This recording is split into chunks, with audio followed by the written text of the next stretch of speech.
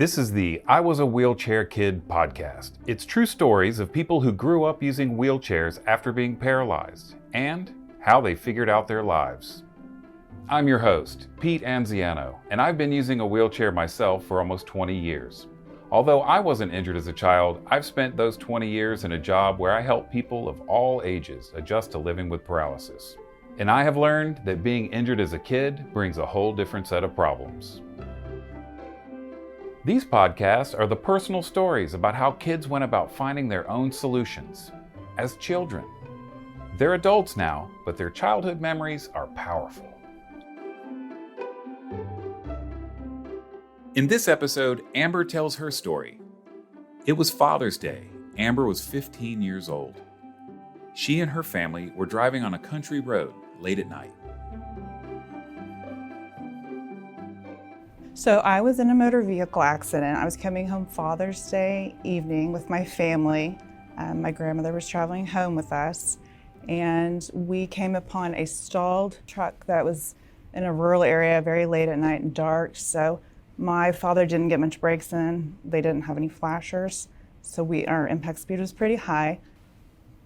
So, this was 1996, and at the time in the auto industry, a lot of the American cars did not have three-point harnesses across the back seats. So I was in the middle seat and just had a lap-only seatbelt. That's how I severed my spinal cord. Around this time, the National Highway Traffic Safety Administration started phasing out lap-only seatbelts. Their study showed those belts could do exactly what happened to Amber. Her body folded at the waist with such force it damaged her spinal cord and caused massive internal injuries. What came next was a race to save her life. I have a complete injury at L1, so it's a fairly low injury, and I'm fortunate for that.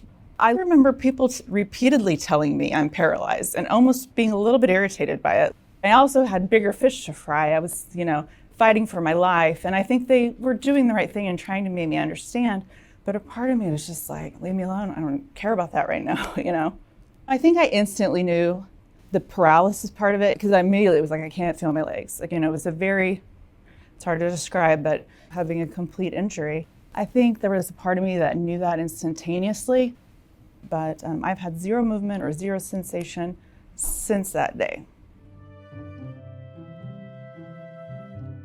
Because I was in Oklahoma at the time, I had to be airlifted to Colorado.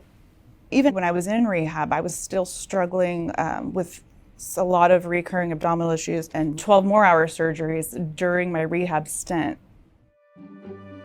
So, the spinal cord injury changed Amber's life, but it wasn't the only thing she had to deal with during her hospital stay.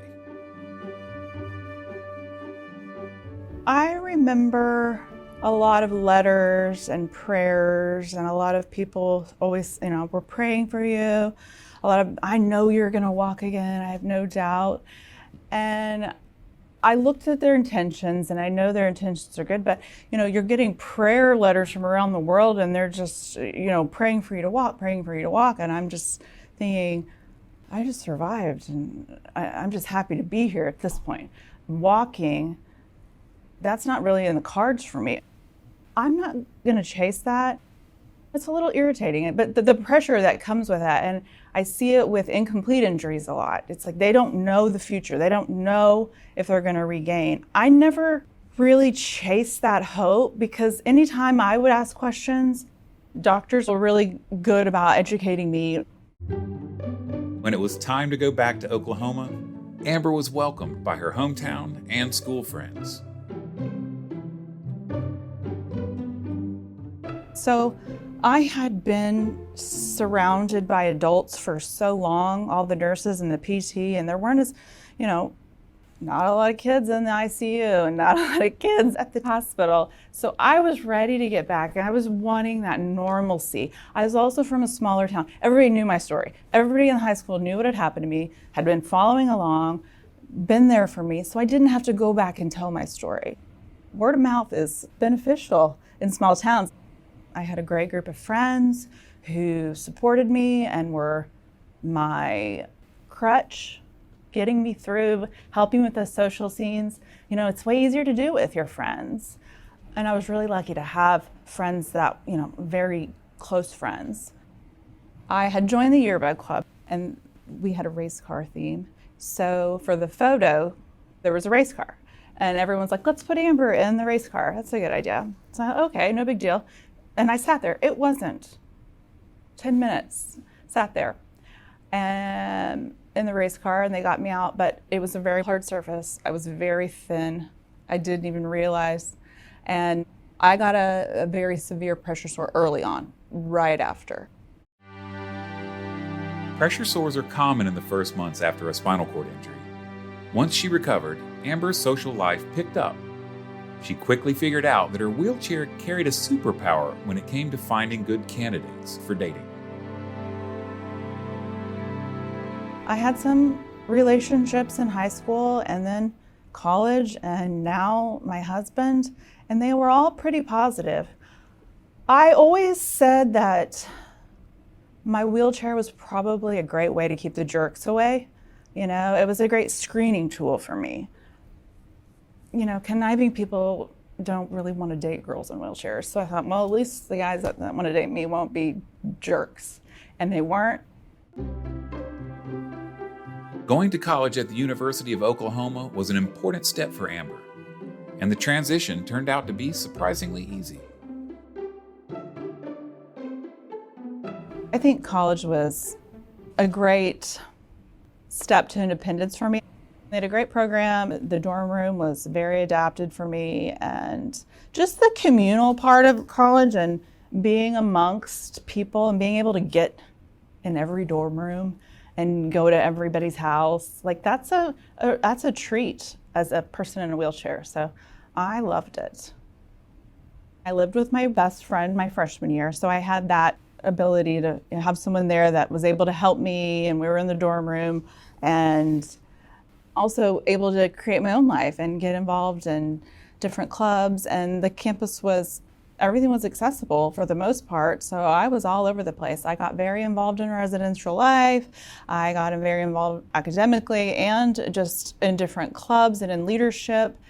And I found it to be a really great time. But in her 30s, things got harder for Amber. Anxiety stemming from the time of her accident suddenly surfaced. What she did next changed how she handled her future. I was 30 and I was having some problems getting pregnant. I wasn't getting pregnant. And that kind of sent me into oh my gosh, life's not going the way I wanted it to. Then intense anxiety, showed up in my life. And I was like, well, I can't live like this. And went to my doctor, and she suggested maybe seeing an EMDR specialist. It's a type of trauma counseling that they use oftentimes for people who have PTSD, and I found it very effective. I wasn't one that wanted to go sit and wallow in my feelings and talk about how sad I was, or I wasn't worried about a lot of things, but I had never really processed the accident itself, and I'm kind of glad I waited a little bit. It gave me some time to physically heal.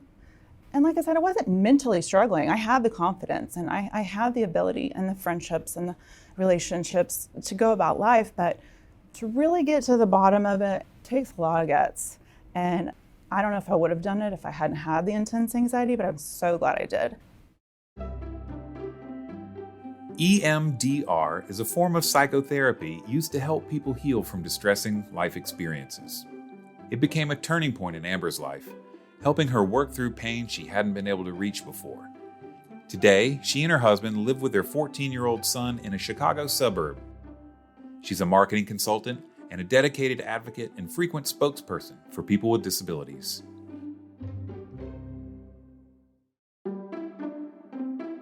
This episode was produced by Thea Flom, Stephanie Lolino, and Ann Hambleton. Directed and edited by Dan Lombardi, music by Cayman Kloss. And I'm your host, Pete Anziano. I Was a Wheelchair Kid is a joint project of FacingDisability.com and the Shirley Ryan Ability Lab. It's funded in part by a grant from the National Institute on Disability independent living and rehabilitation research, and co-branded by the Model Systems Knowledge Translation Center. Grant directors are Dr. Alan Heineman and Dr. David Chen. You can find more Wheelchair Kid stories on FacingDisability.com/podcasts and on Apple, Spotify, YouTube, or wherever you get your podcasts.